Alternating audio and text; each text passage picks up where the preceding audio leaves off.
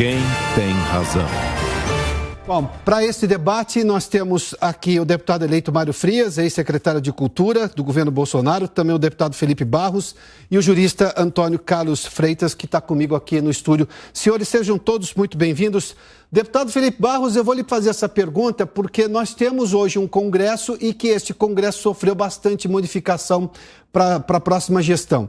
Na sua opinião, qual será o posicionamento desse novo Congresso em relação ao que foi muito citado, de excessos de ministros do Supremo, alguns inclusive chamados de censura? Nós tivemos a prisão de um deputado federal, ou seja, eu fico imaginando o doutor Ulisses Guimarães o que pensaria de ver a polícia adentrando ao Congresso para prender um parlamentar. Mas enfim, na sua opinião, qual será o posicionamento desse novo Congresso? Alberto, boa tarde aos ouvintes e telespectadores da Jovem Pan. Eu tenho certeza que a nova formação do Congresso Nacional terá como prioridades uma profunda reforma do Poder Judiciário.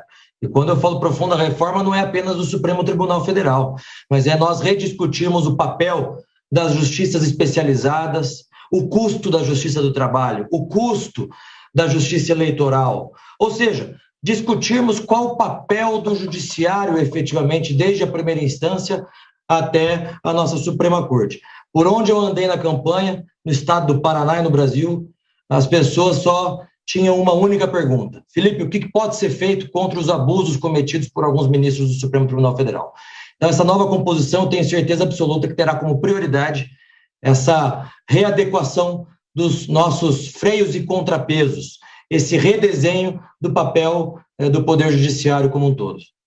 O deputado Felipe faz menção a um assunto que as pessoas no dia a dia estavam comentando isso sobre excessos do Supremo Tribunal Federal. As pessoas sabem o que é o Supremo, elas conhecem os nomes dos ministros.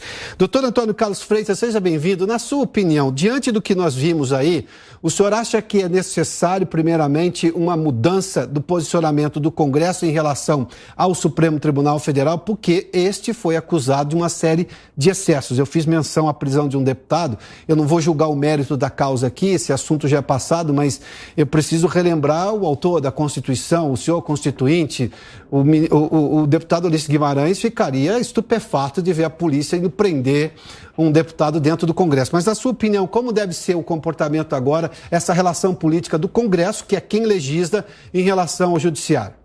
Piotr, muito obrigado pelo convite. Só também fazer um adendo, um registro, que hoje é aniversário da Constituição. Já é 5 de outubro. 5 de outubro. E há 34 anos que ela foi promulgada pelo Ulisses Guimarães. O fato é o seguinte, Piotr, não é função do Congresso Nacional combater o STF. Esse é um equívoco. Achar que a nova formação parlamentar vai ter que fazer algum tipo de embate, isso é uma politização de um tema que é diferente. Concordo com o deputado Felipe que o Congresso Nacional, enquanto poder constituinte derivado reformador, deve sempre aprimorar as instituições, esse arranjo institucional, esse arranjo constitucional. Mas criar esse embate prévio, inclusive, ou começar a popularizar, ou começar a criar uma animosidade entre os poderes, inclusive previamente, eu acho complexo para a harmonia entre os poderes. Eu acho que a gente tem que ver com olhos um pouco mais sensíveis essa questão de colocar o Congresso contra o Supremo Tribunal Federal ou esperar esse embate mais político de um tema que devia ser mais jurídico, mais refinado, um pouco mais técnico. Mas antes de eu ouvir o Mário Frias, Mário, só aguarda um instantinho que eu vou chegar a você. Mas, doutor, eu não tenho justamente uma acusação de atuação até política dos ministros e o Congresso não pode fazer uma reforma? O senhor é contra a reforma ou contra o ambiente que pode levar a essa reforma? Eu sou contra o ambiente que pode ser feita essa reforma. Eu acho que tem que aprimorar, então concordo que as relações entre os poderes, vamos falar, poder executivo, poder judiciário, poder legislativo, os três poderes, a formação inclusive de outros poderes, como o Ministério Público mais independente, o Tribunal de Contas mais independente, talvez dividir o STF entre cúpula do Poder Judiciário e criarmos uma corte constitucional exclusiva para o controle de constitucionalidade. Então acho que esse desenho, sim, mas não por casos concretos, não por uma briga de um deputado federal preso, acolá, aquele inquérito X ou Y. Isso é fulanizar um debate que deve ser um arranjo institucional para os poderes funcionarem melhor, mas não ficar fulanizando o debate com a briga X ou Y, uma politização. Existe vamos assim, ultrapassagem dos limites da jurisdição pelo STF? Muitas vezes eu sou um crítico disso. A gente pontualmente discute um acórdão, uma decisão monocrática, mas colocar isso como está sempre errado, ou melhor, vulgarizar esse debate, isso eu acho muito perigoso para a própria democracia. Deputado eleito Mário Frias, qual a sua opinião? Como é que o senhor imagina que deve ser? O senhor vai fazer parte agora da Câmara dos Deputados. Qualquer reforma passa pelo Congresso e assim que a Constituição prevê. Na sua opinião, qual será o posicionamento do Congresso? Boa tarde, Piotr, Antônio Carlos, meu amigo Felipe Barros. Eu quero fazer um comentário sobre o que o Antônio Carlos disse. Concordo com você que é muito perigoso a gente vulgarizar esse debate, mas verdade seja dita, uma conclusão que a gente chega é que já está havendo uma interferência muito forte de um dos poderes vulgarizando esse debate. É impossível a gente não comentar o avanço das liberdades individuais nessas questões, inclusive falando aí do deputado citado pelo Piotr. A gente vive numa democracia e que, graças à eleição do presidente Bolsonaro, hoje todo mundo entende a função de cada um dos poderes. E acredito, ainda tenho no meu coração, que a maior representatividade é a do povo. Então, o presidente, né, que é o líder do executivo, é o chefe máximo do nosso executivo, os deputados, eles têm a obrigação de, como representantes eleitos pelo povo, de fazer esse papel efetivo na Câmara, né, no Congresso. Então, eu acho que já houve a meu ver, né, como um representante do povo, já houve esse avanço de um dos poderes muito pesadamente, e hoje a discussão, como o próprio deputado Felipe falou, já é um debate latente na sociedade. Então, eu acho que, como deputado federal, a minha obrigação vai ser de ser um representante do povo, assim como nós temos os representantes do outro lado, né, nós temos representantes que acreditam na forma de governar do presidente Bolsonaro, que foi extremamente atacado, a meu ver, covardemente. Nós tivemos um passado triste na política brasileira e eu definitivamente quero olhar para frente. E eu não via essa atuação tão insinuante, né, para não usar outra palavra aqui, de um outro poder. Tá, deputado Felipe, eu vou só mencionar alguns assuntos que foram tema de todas essas acusações que o Supremo tem recebido. Vamos lá, alguns. Decisões monocráticas, isso chama a atenção porque aquilo é uma corte com 11 ministros e espera-se que lá seja uma decisão coletiva. É a lógica de se ter 11 ministros. Mas muita decisão monocrática, ou seja, quando apenas um juiz decide. Não atendimento ao que pede a PGR, ou seja, do ponto de vista, a PGR pede para arquivar, de repente o ministro não vai arquivar coisa alguma e mantém-se o processo aberto. O inquérito do fim do mundo, por exemplo, aliás, essa expressão, essa alcunha, fim do mundo, foi feita pelo ex-ministro Marco Aurélio Mello, que passou décadas no Supremo Tribunal Federal, diz que aquilo não tinha nenhuma lógica, porque tudo cabia naquilo e a lógica da justiça não é assim. Tem também, por exemplo, a intervenção por parte do Supremo na indicação ao chefe da Polícia Federal, que é uma prerrogativa da Presidência da República. Esse tipo de coisa resolve-se como? Com reforma ou limitando-se a atuação do Supremo por algum outro tipo de lei?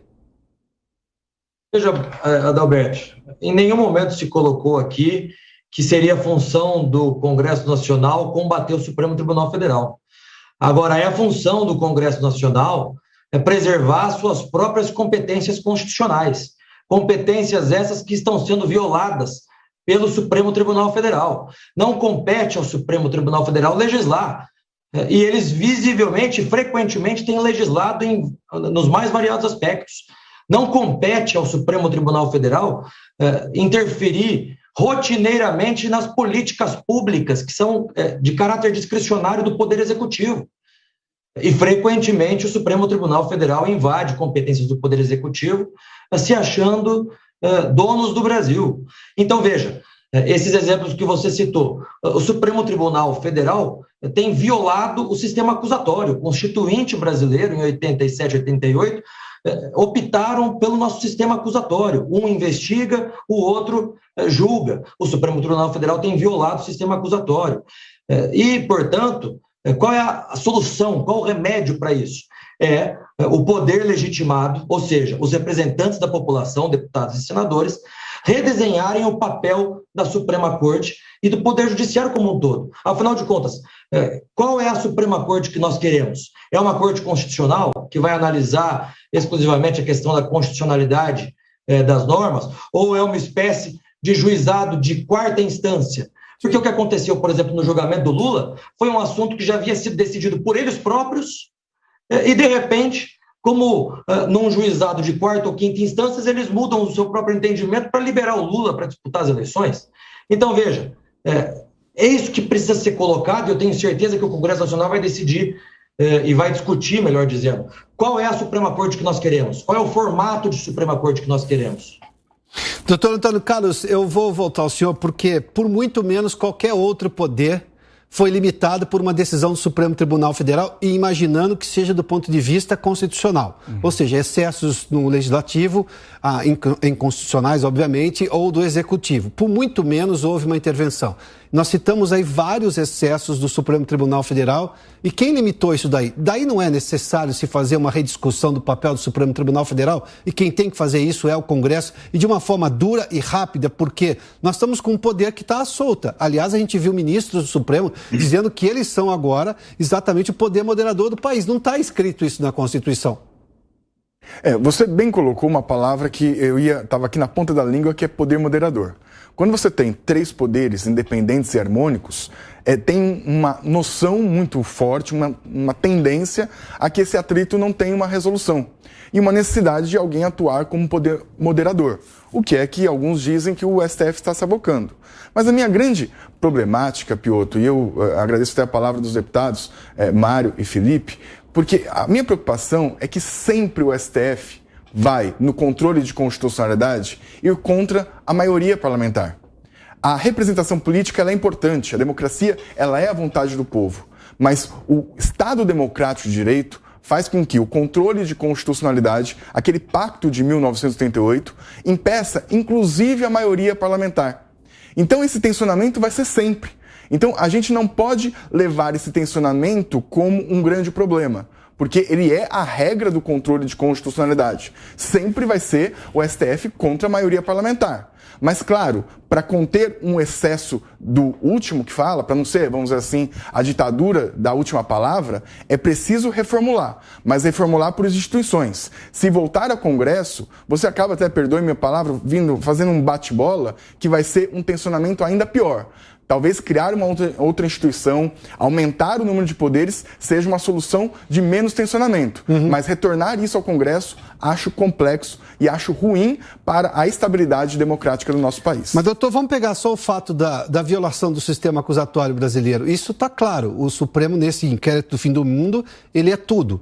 Ou, por exemplo, quando se invade prerrogativas, o presidente indicar o chefe da Polícia Federal, seja qual presidente for, em que momento for, sempre foi obedecido. Aliás, a procuradora acusou o ministro Alexandre de Moraes de phishing. Phishing é uma expressão em inglês que quer dizer você manda fazer uma investigação, mesmo que você não tenha prova contundente, razão contundente para aquilo, e aí na esperança de que vai que eu ache alguma coisa. O que daí nós estamos falando também de quebra de sigilo ilegal. Esses excessos não estão acontecendo e esse é o problema?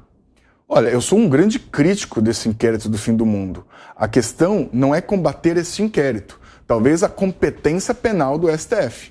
Eu acho que o STF cumular competência penal, cumular competência recursal, cumular competência de constitucionalidade, cumular a indicação hoje no TSE, que é o Tribunal Superior Eleitoral, ele tem 3 ministros e 2 advogados que são indicados por ele. Então são 5 de 7. Então existe um excesso de poderes. A gente vai continuar o debate aqui, obviamente que também sobre o que a gente acabou de ouvir aí a Simone Tebet, mas Mário Frias, diante justamente do que o doutor Antônio Carlos Freitas estava falando sobre esses excessos do Supremo, do ponto de vista objetivo, você acha que começa-se onde um trabalho para, digamos, moderar o que foi chamado de excesso e de abuso de ministros do Supremo Tribunal Federal? Piotr, eu sou um cidadão acima de tudo e eu acredito que os 3 poderes são feitos para que se crie essa moderação, esse equilíbrio. Eu não estou assistindo isso, sinceramente, não é isso que eu estou vendo. Se nós fomos eleitos pelo povo, né, a gente tem a obrigação de representá-los na casa para que a gente consiga, de alguma maneira, criar políticas públicas que contribuam com a população. Esse é um assunto muito delicado, Piotr, porque hoje eu não posso nem falar sinceramente o que eu penso, porque eu corro o risco de ser preso. Então, deixa de ser aqui um debate democrático, porque já é um debate balizado, né? Eu tive à frente da Secretaria Especial da Cultura, quando eu assisto a ex-candidata a presidente falando todos esses jargões de narrativas, eu fico... eu tenho vontade de rir, desculpa aqui, né? Não é nenhuma falta de respeito, mas a gente viu os maiores absurdos durante... vou falar aqui, acompanho política desde 1983. A gente viu a política ser absorvida por grupos privilegiados. Aí não há aqui direita ou esquerda, né? Há um grande teatro das tesouras. E o que a gente acompanhou durante o governo Bolsonaro, que se propôs a ser um governo honesto, né? Um governo apoiado pelo povo, foram quase 70 milhões de votos. O que a gente viu foi o estribuchar desses cartéis aí. Vou aqui falar o que eu penso. O que a gente viu agora não foram institutos de pesquisa, foram empresas de pesquisa tentando manipular a todo custo usando as armas que tem. A gente viu só na Secretaria de Cultura um passivo de 13 bilhões de reais que passou desapercebido como se isso não fosse nada. Então, eu olho o Brasil desejando um futuro e não olhando o futuro querendo o passado. Já acabou, essa era acabou, a era PT acabou, pelo amor de Deus. Todos nós que temos... Eu tenho barba branca, ainda não tenho muito cabelo branco, mas tenho barba branca. Eu vi o que essa turma fez nas últimas 2 décadas.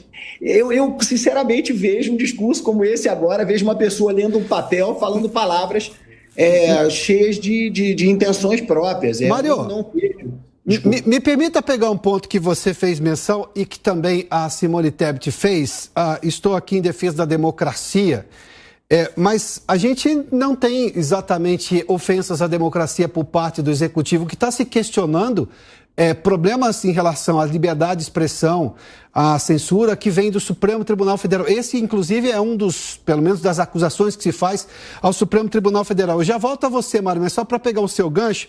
Felipe Barros, na sua opinião, quando se fala de discurso de vamos manter a democracia, vamos voltar à democracia, nós já não vivemos uma democracia e quem está destoando, segundo as acusações e tema desse debate, são algumas decisões de ministros do Supremo Tribunal Federal?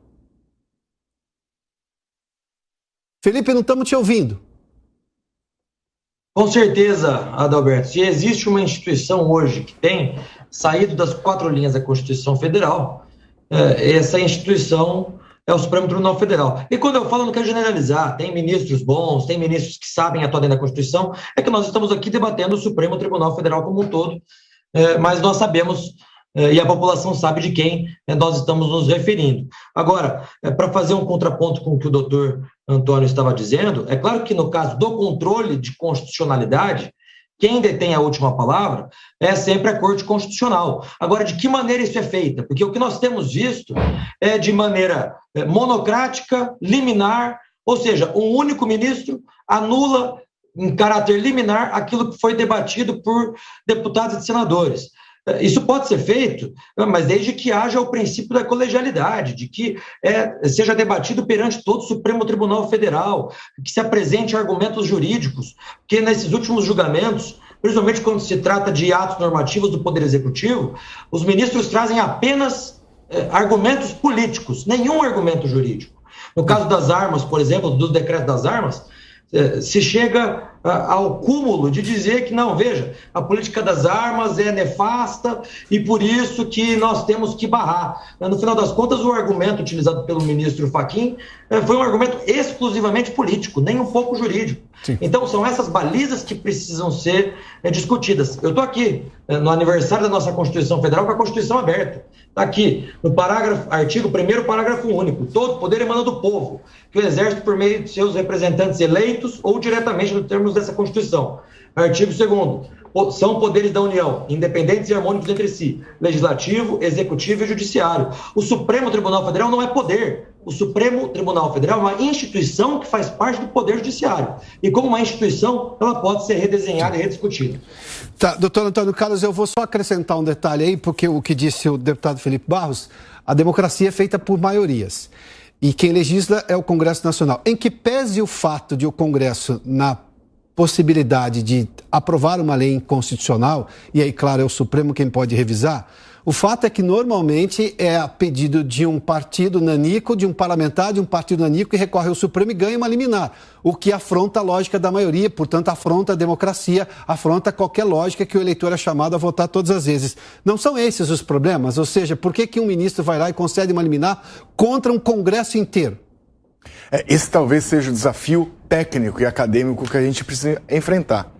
Democracia, ela é muito importante, mas era um termo um pouco polissêmico. Muita gente fala que é democracia, mas a gente não consegue, às vezes, enquadrar. Muitos autores colocam como qualidade democrática níveis de democracia.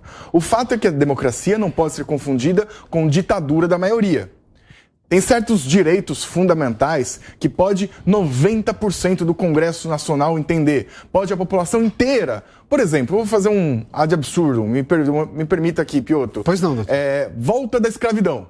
Mesmo que o Congresso Nacional, 90%, queira o retorno da escravidão, mesmo que a população vá para as ruas gritando, volte à escravidão, o contexto constitucional impede o retorno da escravidão.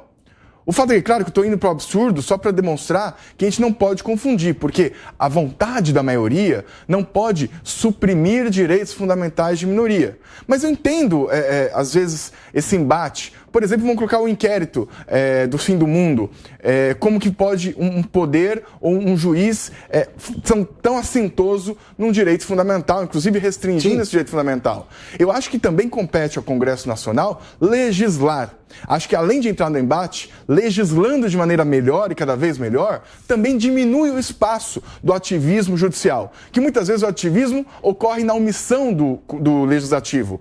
Por exemplo, o do inquérito do fim do mundo é muito com base numa falta de regulação do que seja fake news, uma falta de regulação de como conter certas ameaças com informações proliferadas mentirosas na internet, ou que seja, como organizar isso. Então o Congresso também tem a sua lição de casa e tem aí competentes deputados que estão aí no debate que vão poder, além de redesenhar as instituições, trabalhar no legislativo, deixando pouco espaço para o ativismo judicial. Mário, eu estou com o tempo curto, mas 30 segundos para você também participar. Foi você que provocou essa discussão, por favor.